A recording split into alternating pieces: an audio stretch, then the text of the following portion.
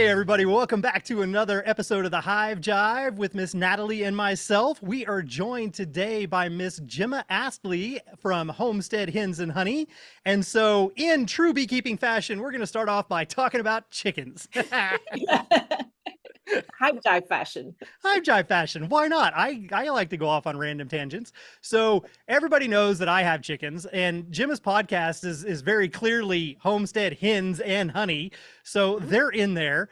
And for anybody who's been following along on Patreon, you might remember a couple of episodes where Nathalie had some little peepers in the background. Yes, it was like chirp, chirp, chirp. Going. I got 12 of them now, and they're 2 months old now. So I just put them in the coop out at the farm, and they're Nice. only that I assembled, and they're so happy because they were running out of space. So Yeah, they're in that ugly teenage phase where they definitely have an awkward teenage phase where they start off super cute and then they're like, oh God, what happened to you? they look like little chickens right now. Yeah. I kind of love that phase though. I just think it's so cute, that like really awkward in-betweeny stage. I know, like Random feathers sticking out dinosaurs. here and there. I Yeah. haven't fully grown into myself, but my legs are too big and yeah. Yeah, exactly. Yeah, I love that. Yeah, I have 60. Oh, No. 60, and I am in the process of building my fourth coop on my Nice. Tajma coop. Like Nice. How many acres do you have in your backyard? this is all on 1 acre. No Yes. way. Yeah. That's incredible. I love So that. I am lucky enough that I am butted up against forest land, and there's like 200 to 300 acres of just nothing on technically 2 sides of me. The third side is also forest, but it doesn't go as far before it has a road that intersects it. But I have access to that, and I have gotten permission to where I can put up temporary runs for free range out into the forest. So they have their massive enclosed run where nothing can get to them. We have raccoon, fox, and bear proofed it, so we are good on all fronts. But it is not a lot of space. All 3 at the moment, until we get the 4th one done, all have their own little sections, which they've obviously decimated. Like they just turn it into nuked earth very quickly. But this way I can actually rotate it through, and I've got little gates that I'll be able to open up and let them run off into an enclosure. It's not protected from above, but it is protected on the side. So if a dog or a 4-legged predator tries to come after them, it won't be able to get them. If a hawk comes after them, that's still a different story. But you got to hedge your bets. So I mean, it's a trade-off, right? Like I lost a rooster to a hawk. We have a bunch of hawks in this area. My neighbor lost all but 2 chickens to a hawk, and then they became my chicken. And you just have to decide like the health benefit of them getting to roam versus like the risk that you just can't protect them from everything, sadly. yeah. But like you say, if you give chickens an area and it's enclosed, it just turns into mud. Well, at least mud here in Ohio, right? When it rains, it's not a fun. I have more than one experience of oops, I slipped and I went down the slippery slide of clay and chicken poop, and it was not cool. Wow, you have me beat. I've managed to get like cut myself on things that shouldn't cut people involved with chicken coops, but I've never actually slipped in chicken poop yet. Wet chicken poop and mud and dirt it's just slime. It's so gross. No fun. Things to look forward to, Nathalie. Yeah, exactly. Yeah, I'm looking forward to it. That's for sure. Well, so Gemma, you also out there on your homestead, just to for anybody who doesn't already know, kind of give everybody an idea of what other things you've got going on out there activity wise. You got lots of critters. I do. So in terms of just animals, I think right now we have over 55 individual animals that we care for here. Most of them are house animals though. So my husband and I breed reptiles. I breed a kind of lizard called a pink-tongued skink, and my husband breeds a kind of snake called a jungle carpet python, although he's actually probably going to close the business for a couple of years because I think he thought it would be like a nice little side gig, and it ended up being more of a full part-time job on top of him being a professor, which he just, it was a lot. So I'm the one selling right now, but we also just love reptiles, right? So our house is filled with all different kinds of species. We have turtles and tortoises. Higgins is a very popular fan favorite. Higgins is famous. Yes, my Russian tortoise, he's a fan favorite.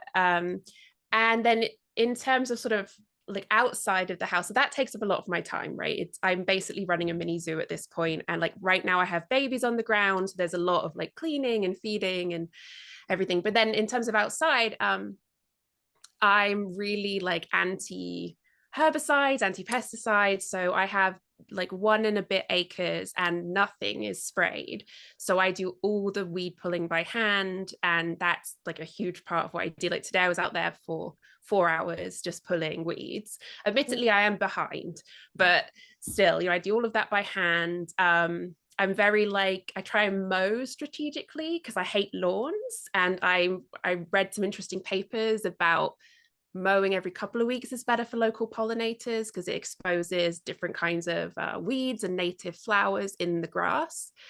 So basically, I like to think of it as I do everything the hard way, right? It's all by hand.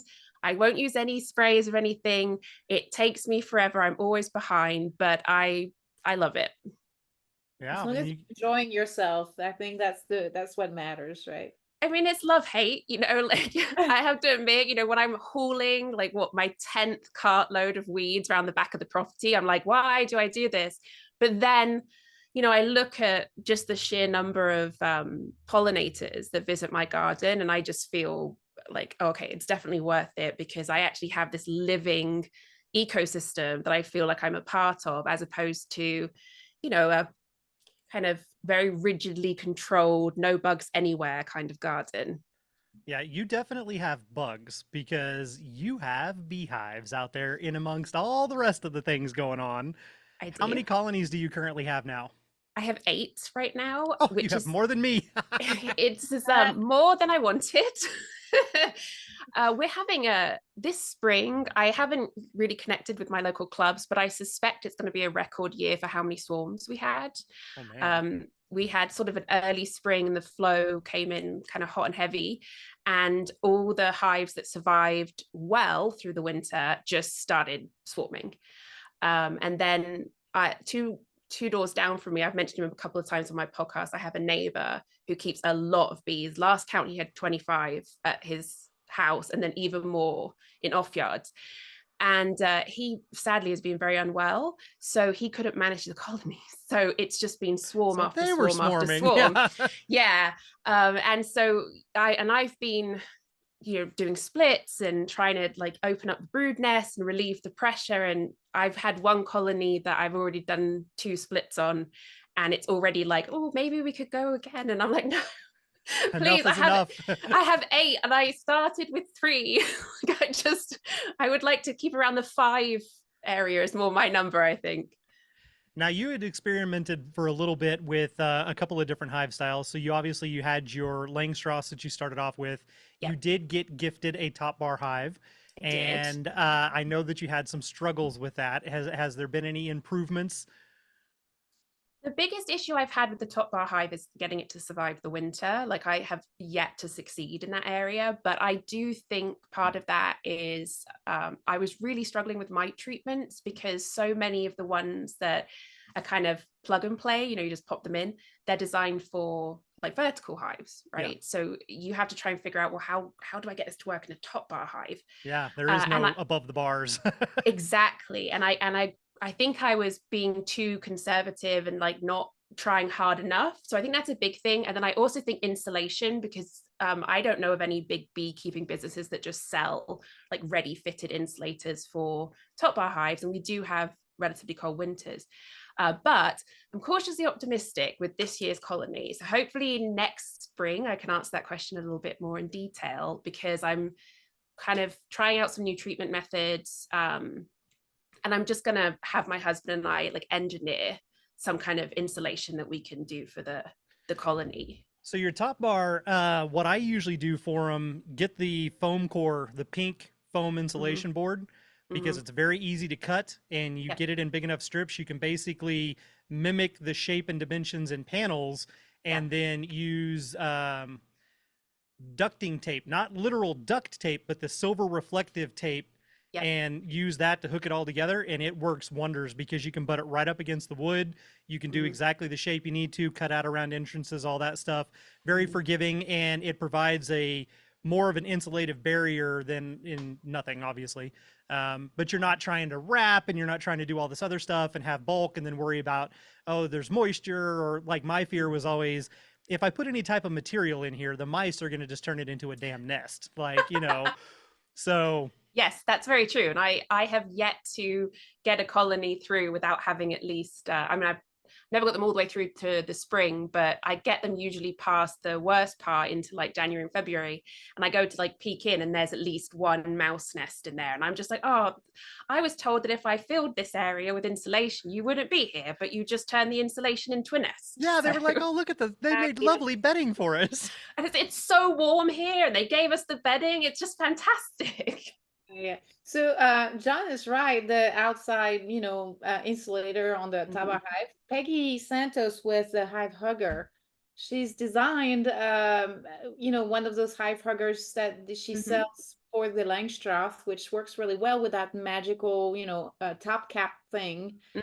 She's made a prototype for our Taba hives and added to our dimensions, and it's really neat. So she's I'm waiting to see if she's got it finalized, but I think it's going to hit the market, and it's going to be to the Les Crowder Be Mindful standardized dimensions. So there might be an option. So that cap on the top, there will be two separate ones because those are doubles, and she's going to have the boards on the sides and the end, and she's going to basically affix them with a screw with a big washer that's enough to just get it flush with the wood. And she's using Tyvek tape between the cap, the magic cap, and the foam on the sides, so that it accommodates more easily the area of the bars where it's touching, and creating a little gap under the bars, right?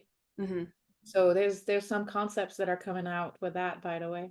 Oh, that's exciting. Yeah, I'm glad, because I do, when newbies come in particular, I like to be able to say, you can do it yourself, but also here's an option where you can just kind of purchase it if that's what you want to do. Right. Not everybody wants to make their stuff. That's why we started selling our we don't make the Taba hives anymore. Like the plans are available for free for anybody to make them in the world, right? But not everybody wants to make them, right? Not everybody wants to go through the 2 hours it takes to build a double hive, or they don't have the tools. It takes only like just a couple of tools and 3 boards, but not everybody still wants to do it. So for those people, we're not able to ship them, but we're shipping them directly from our provider. We're supporting an Amish community. So to your point, there have to be options for people that don't want to make stuff. Right. Agreed. Completely. I had to look it up. While y'all were chatting, I was like, what is this? Let me go take a look. Nice. What is which one? The Hive Hugger. Oh, the Hive Hugger. Yeah. Yeah, I had to go check that out. I had never actually heard of that. But again, as odd as it sounds, I am very disconnected at the moment from like most things that I would be doing bee wise. I have so many other things going on. I'm just like, I am spread all over the place. So I hear things like that and I'm like, oh, I should probably look into that and see what that is. But that's pretty cool. If anybody out there listening is curious, again, I've never tried it, so I can't necessarily speak to it. But if you're interested and want to check it out, it's hivehugger.com. Very simple. Go take a look. Maybe they'll have a solution there for you. Well, go ahead, Nathalie. I was just going to explain the principle. The top insulation board is basically a vacuum sealed empty space. So the R value is, I think, like some insane, like, I forget, I might be exaggerating, but like 60 or something. It's like super duper top insulation, basically. Yeah, I'm actually a little familiar with them only because one of my mentees, who now at this point is just like a friend and a fellow beekeeper, she tried kind of a DIY system of that, but she bought the special top, but she did the wraparound herself. Oh, okay, yes. Yeah. That was a little cheaper, yeah. Yeah, and she did that with her Langstroths, and her hives, I mean, the colonies came through booming and have already swarmed like 3 times each. So it definitely worked for her, and I have it on my many list of things to look into as something I really need to just sit down and read more about it and learn a bit more and maybe give it a go on some of my colonies. Yeah, there you go. That would be nice. And Yeah. and top insulation is special, and it's true in the heat and it's true in the cold. Definitely. And there's one of the colonies that I do some consultations for here in town. They had a single Langstroth that ended up overwintering as a double deep, Oh. and it's they're 8 frames, so it was a double eight hmm frame deep. But they had wrapped it almost like you would in the northern states with the traditional big bulky kind of wrap.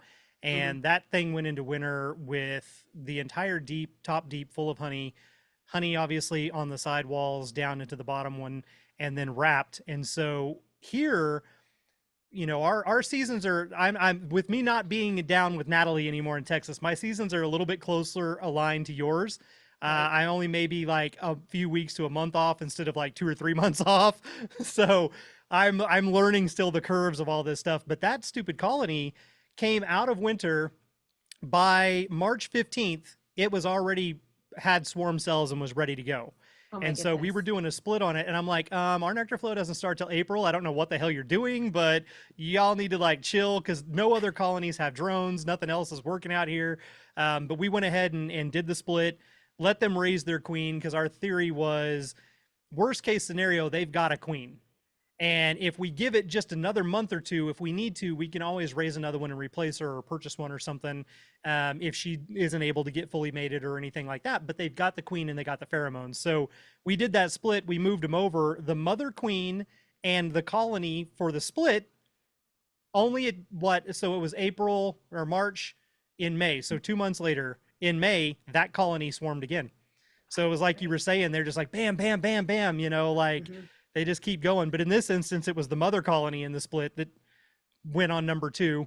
It's been kind of crazy here. I don't know if you have experienced any of this up there, but we've been having, it sounds like you're having the opposite problem, which is actually a good thing for you guys. But here, our weather has been completely backwards. We should have gotten tons of rain in March and April. And hmm then in May, it's more spread out and your flowers are blooming and everything's great. This year it was the opposite. We got nothing in March and April, and then all of a sudden torrential downpours that wouldn't stop. Oof. Weeks on end of just rain all the way through May. So we had colonies swarming because they were too crowded. We had colonies that are starving because they can't get out and get food. And if they do, there's no food out there. So I'm looking at all of my colonies are going to be doing good to have food for themselves. There will be no harvest from any of my colonies this summer, which sucks. Um, so, Fair.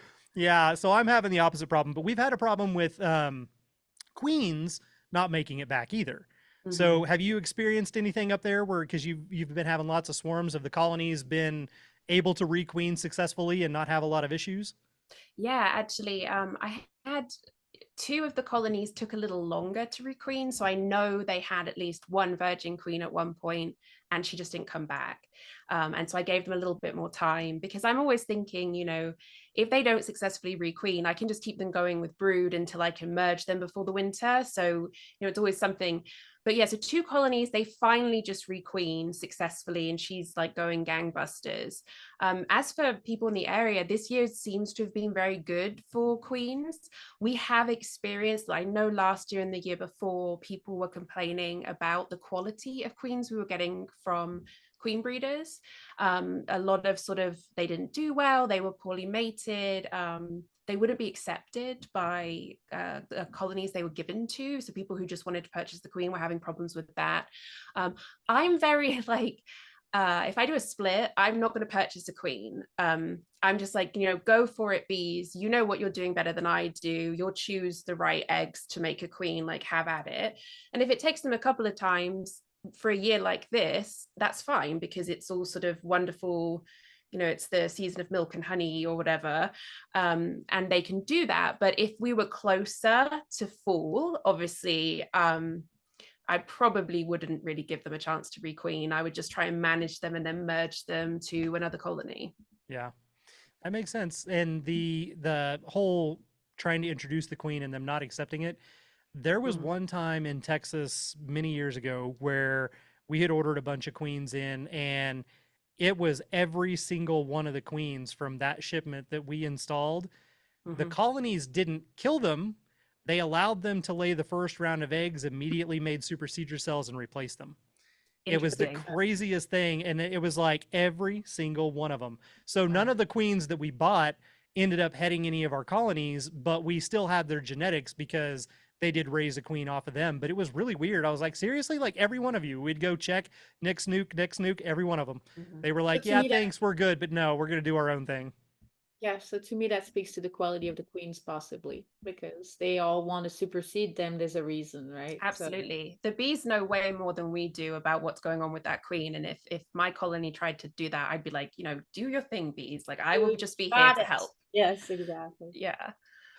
We did so one thing I did this spring was so I got 3 colonies through the winter, and one came out like gangbusters and I was thrilled, and the other 2 were quite weak, so they did survive, but there wasn't a huge amount of them and they weren't really picking up in the way I wanted them to. And one in particular, Saskatraz hybrid queen, I expected to do really well because they're supposed to overwinter well, but she actually was the weakest when she came out, and I thought, I'm not sure if she was well mated to begin with. So my friend, the one who's had all these swarms, one thing we were doing to try and prevent more swarms is I was just going and taking frames of brood and eggs and free bees and bringing them back to my colonies and merging them with the weak colonies. And I merged them to one, and they just kind of boosted that colony, and now it's probably my biggest colony now. The other one, I had a feeling they'd do this, and they did. They went in and they killed the Saskatraz queen. Like, she was alive for a while. It wasn't like an immediate decision, but then they raised their own queen from eggs from their original mother colony. Oh. Yes. And I'm glad they did, because I mean, she's incredible. So just having those extra bees boosted the colony, even when the Saskatraz queen was still alive. Then when they got rid of her, the new queen is so prolific. I mean, it's just frame to frame brood. It's absolutely gorgeous.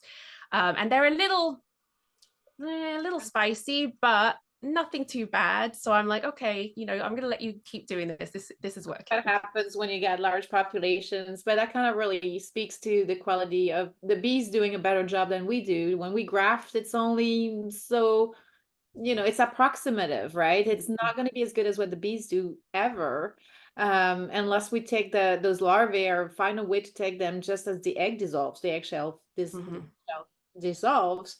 But yeah, I mean, so that there's also the thought of there's a threshold of fitness, a thresholds under which the bees, they're kind of like a 2-stroke motor. If they go under, they're just gonna peter out and die. But if they're just above the threshold, then they're gonna take off, and nothing's gonna touch them. And I'm sorry to say, mites and the diseases that they transfer are just a symptom of a lack of fitness, of them being under that threshold of health, basically. And otherwise, when they're strong and they're vibrantly healthy, that's not even getting to them, right? So there's something to be said, and a lot of the issues we see in beekeeping are really connected to the quality of the queens, and like you said, Gemma, how well she was mated, right? Right. Yeah, and so my bee neighbor, he does everything big, right? So he got like as many colonies as possible, and then after he'd done that for a while, he's like, I'm going to raise my own queens. Then he's like he raised so many queens that he didn't have colonies to give them to, and so he's like, who needs a queen, and he's like, Gemma, you have to raise queens. And I'm like, I really don't want to.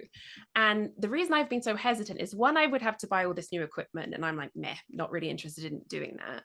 And then B, because I just feel so like I'm not a bee, right? Like I really feel like every time I've had such good success with just letting my colonies raise their own queens.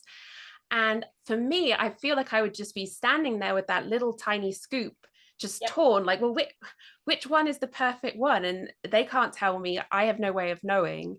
It makes me uncomfortable, and it feels unnatural. It feels kind of, this isn't the right counter nature, but yeah, it kind of is like factory farming, right? It's like puppy mill of queens, right. Puppy So mill it's queens. you've made puppy mill queens. You're making the decision. Yeah. You've made the decision. It's becoming like a production line, right? Just queen. But I like this idea of just being like, hey, bees are bees, they know best. And because, this isn't my livelihood, to be clear, I'm not living off what I do as a beekeeper. So I can let them do their thing. And I understand, maybe for commercial beekeepers, I understand it's different, it's their livelihood, but it's like, I don't want to get into that world, and I'm sort of avoiding it as much as I can. That makes total sense. One of the things that you mentioned about this new generation is a little spicy.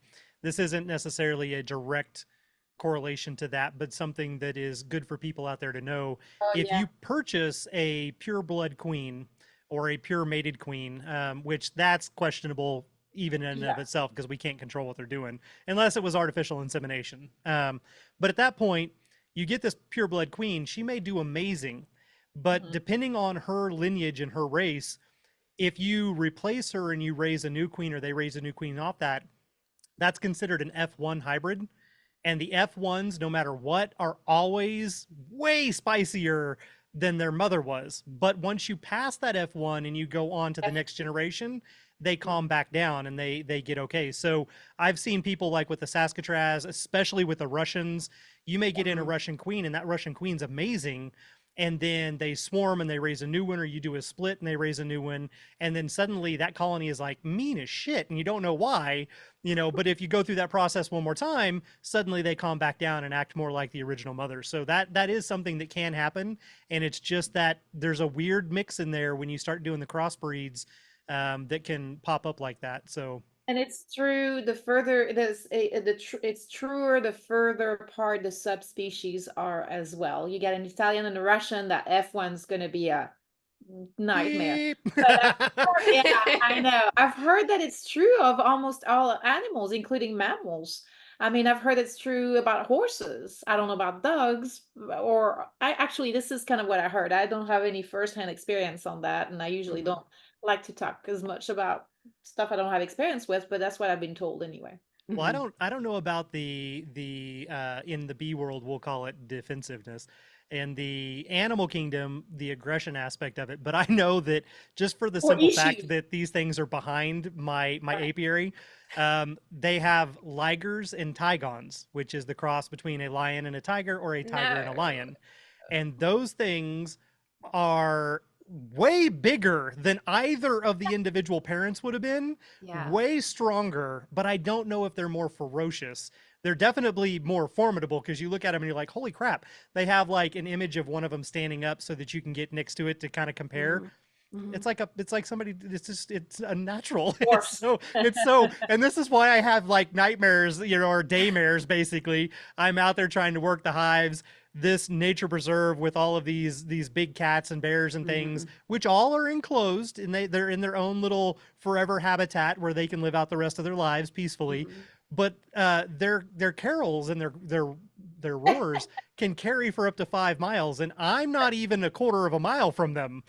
And I hear them and like the hair on my neck stands up and I just freeze and I'm like, I'm going to be eaten by a lion or a tiger in the middle of nowhere. Or a liger. Or a liger, right. So I do know Oh, sorry. Oh, I was just going to say, I do know with mammals that there's such a thing as hybrid vigor, but I don't really know if we have the equivalent when we get to insects and then Absolutely, we do. Yeah. Okay. Yeah. And by the same token, inbreeding, depression. Yes. That's a kind of one of the bigger issues with the queen rearing industry.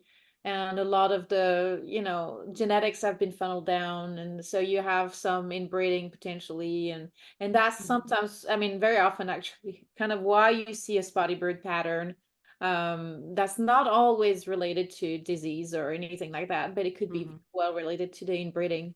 And the general health of the colony will suffer from it as well, right? Because the less diversity you have, the less hybrid vigor you're going to get, and you're not going to have all the tools. I like to compare that to tools in the toolbox, right? The more diverse genetics they're getting, the more tools they have to adapt to the various events that the environment can throw at them. Yeah, I completely agree. And it's funny because I'm immediately thinking about inbreeding. It makes me actually think about the reptile industry. So being sort of part of the reptile industry, you might have heard things like color morphs, and it's basically getting specific color lines out of specific species. and it's very common. It's hugely popular in the reptile world. Most of the big breeders do it. And how you do it is you inbreed. You get two colorful individuals and you breed them together, and then you breed their babies together, or you breed them back to mum and dad. And it's almost all direct inbreeding. And because reptiles live so long and they don't have as many health issues as mammals do, people are like, well, I'm not seeing any like deleterious effects, right? This snake lived to be 12, and it's like, it lived to be 12. That snake could be living to be 25. 12 is not a good age, but for people used to mammals, they're like, oh, no, 12 is great. Like, that's an old man snake, right? Yeah. And then also because it's, to be honest, people get into color morphs because they sell well and they're big money, right? Yep. So people do that with reptiles, and they do it with all kinds of things. And really what they're not thinking ahead. And it's not that I expect everyone to have, you know, be married to a professor of biology and just be like, oh, could you go over this with me again? Or, you know, to have a very good background in genetics. But I mean, some things feel like common sense, right? Like if you had dogs, you wouldn't keep breeding the babies back to the mother, hopefully, because you'd realize that that's not a good idea. But when it comes to like anything that's very alien to us, reptiles, insects, it doesn't seem to come up on people's radar as something to really be considering. It should. That kind of goes back into it's unfortunate, but it should, because it goes back into a lot of that new research that's showing that pretty much most of the life on Earth is actually sentient and conscious, and we like to neglect that and be like, oh no, it's okay, it's just an insect, or it's just a bug. You know, we don't want to actually think, oh, that bug actually has a life and feelings and family and friends, and you know, you start getting that ingrained with it, and then people are like, oh, I can't do that because then I'm gonna have to change everything, you know. So it makes it kind of tricky. But I will say, I'm pretty sure that was exactly all of the chickens that I inherited. It was the father's brother's uncle cousin's grandma's daughter, and there was only, you know, 4 of them. But right. I'm pretty sure they were very, very inbred. So we purposely started bringing in. I gave away the rooster that was there. We brought in a new one, raised a batch of babies, gave away a bunch more chickens, brought in a new one, and I did that 4 or 5 times before I finally started doing like, okay, now I've got some diversity in here. I don't feel like, you know, they're growing extra toes that they shouldn't have, like, right. things like that. But it is easier to put those things into perspective when it is something, you know, that is larger or that you're around more often. But if it is alien, like you said, it's hard to kind of get your mind to shift over into that, oh, maybe we're not doing the right thing for this, you know. So right. Yeah. I do think it's interesting that you mentioned chickens, because actually just running through my head, I was like, you know, chickens can be really inbred without you seeing terrible effects. And I've always wondered if anyone has actually looked at this for like a scientific paper or anything. Because like, how many generations can I inbreed a chicken until it becomes a problem? Because, you know, my rooster is one that I've had roosters that I've raised. So it's, you know, all the hens are basically his sister wives, and then you know they have babies, and then he breeds those babies, and they seem to be okay. But I do wonder if some of it's just because chickens drop dead like when you sneeze on them sometimes, so it's like they're just not living long enough for us to see what's actually happening genetically, because they're already so sort of, maybe that's why they drop dead when you sneeze too. yeah. I mean, thinking more like for the hens, you know, we've bred them to be so hyper productive that most hens are going to die of some kind of reproductive disorder. You're very lucky if you can get a hen into old age, and I'm wondering if that's knocking them before we get a chance to really see other signs of what could happen down the road. Yeah. By the way, what's old age for a hen? What's your, because I had chickens a long time ago, but I never knew what was like really old. What's the normal, you know, threshold? So from my experience and from talking to my avian vet, most hens will pass usually between the ages of 4 to 6. Oh, mine were very old then. Okay. So because of reproductive issues. Theoretically, you know, I've had a chicken that was at least 12. She was possibly even older. And I really think part of why she lived so long is that she went into henopause. So she just stopped laying eggs and her reproductive system just shut down. And so she just got to live out her end days as a pampered, you know, princess hen. Nice. I've heard that roosters who don't get killed by predators can live theoretically up to about 20 years, but I don't know anyone personally who's had that. I've just read accounts of them. In my experience, roosters last like a year or two because something because the takes hawk. them out. Yeah, and like the hawk, or like recently I lost one to like some kind of mystery internal bleed. And I just had my recent rooster who I raised from a baby. He had to be put down because of Marek's disease. And when you have chickens, you get attached to them, but you try and keep a little bit of a distance just because they're always dropping dead. It's just right. It's just how it is. It is an interesting aspect of, if you want to know how many predators are truly in your area, just get a couple of chickens. They just literally come out of the woodwork. Well, Yeah. and the dogs are the biggest predator of your chickens sometimes too. Yeah, and they're not the cool ones either, because the dogs kill it just for fun. They're not killing it for food or sport. So yeah, I've been fortunate in that when we did have a dog on the property a couple of times, actually, we only lost like one hen because my understanding is usually once a dog gets in there and it just goes wild. It's just so much fun. It will kill everything it can. And so we were quite fortunate, and we knew whose dog it was, and they, paid us for the chicken. But it's infuriating when you live somewhere and other people's animals become your problem.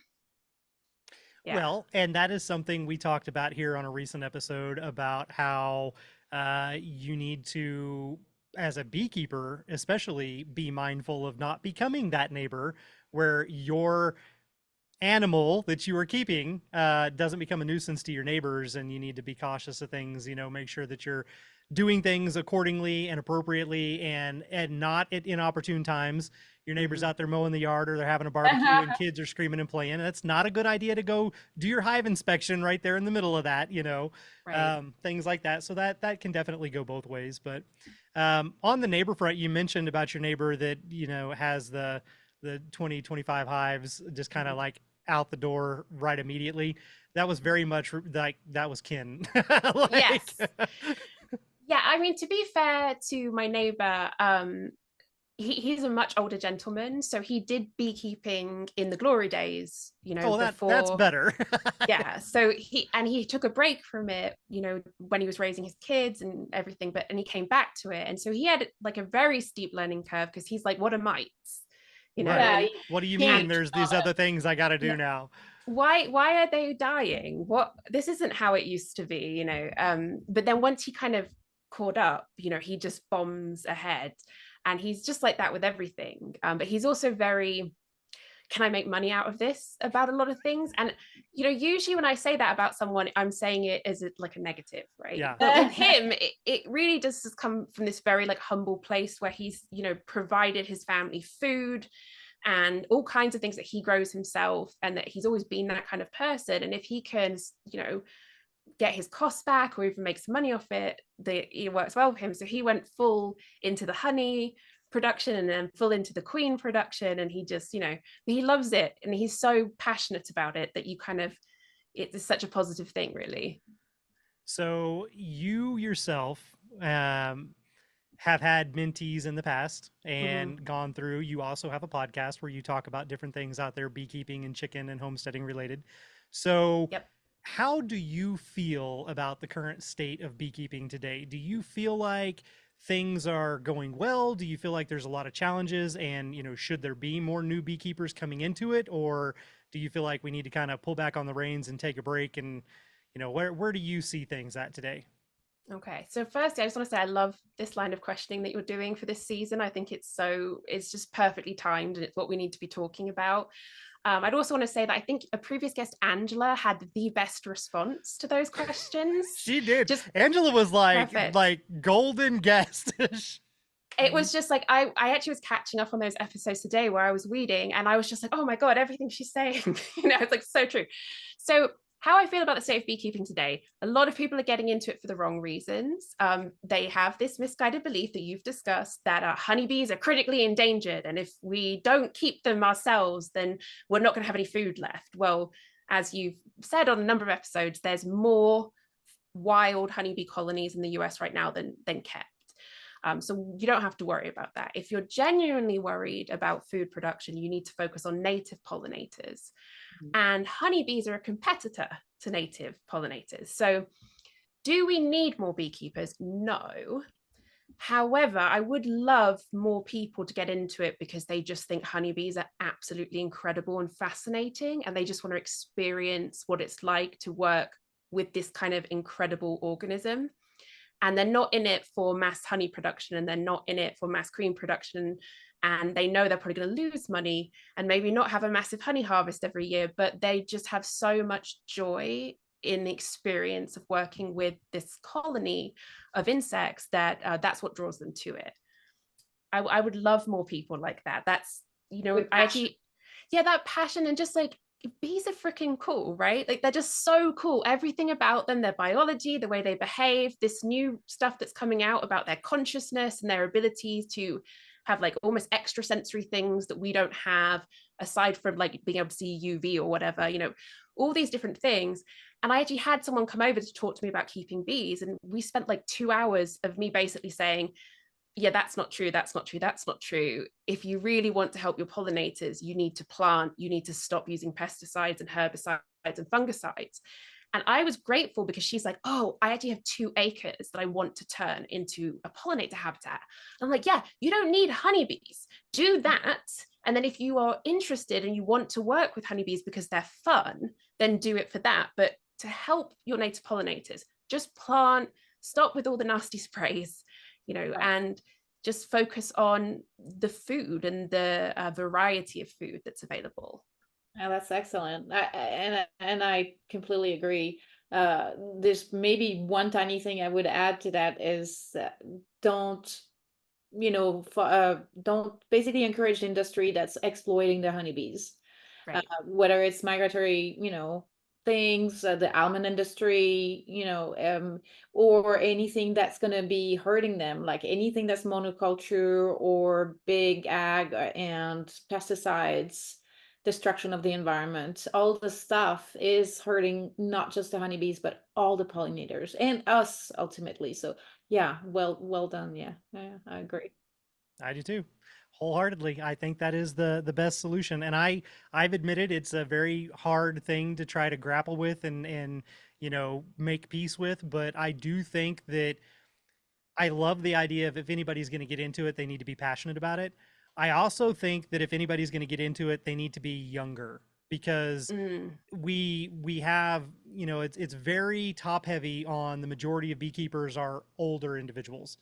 And there's not necessarily as many newer, younger individuals getting into it that can take those people's place down the road to keep this going on. So I think, yes, we definitely need the passion, but we also need to find ways to get youth interested in it, because it helps build a mindset of good husbandry towards nature and animals and wildlife, and being able to take care of something and see the importance in it. So that'd be my only addition. Get some of the youth involved. But yeah, very well said. Definitely. Very well. All right. Well, thank you, Gemma. We appreciate you tuning in here and joining us today. I'm glad to see your smiling face. It's been a couple of years. So it's been a while. It has been a while, and I am so thrilled that you agreed to be a guest with us today. For everybody else out there listening, if you want to hear more for our conversation with Gemma, you can join us over on Patreon, and we're going to continue talking there. But as for now, today, we're going to let you go. So we'll look forward to talking to you next week. But as always, be good, everybody. And of course, as always, be mindful. And Gemma, the floor is yours. Be present. There you go. Be present. I love it. All right. Bye-bye, everybody. Bye. Bye. This Hive Jive production was made possible by amazing patrons like you, and we appreciate your support. To all our Hive Jive junkies out there, you truly are the bee's knees.